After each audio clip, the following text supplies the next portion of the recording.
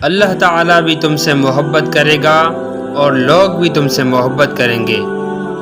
دوستو، ایک شخص نبی کریم صلی اللہ علیہ وسلم کی خدمت میں حاضر ہوا اور عرض کیا، یا رسول اللہ صلی اللہ علیہ وسلم، مجھے کوئی ایسا عمل بتائیں کہ اگر میں اسے کروں تو لوگ بھی مجھ سے محبت کریں اور اللہ تعالیٰ بھی مجھ سے محبت کرے۔ تو نبی کریم صلی اللہ علیہ وسلم نے فرمایا، ازہد فی الدنیا یحبک اللہ وازہد فیما عند الناس یحبک الناس۔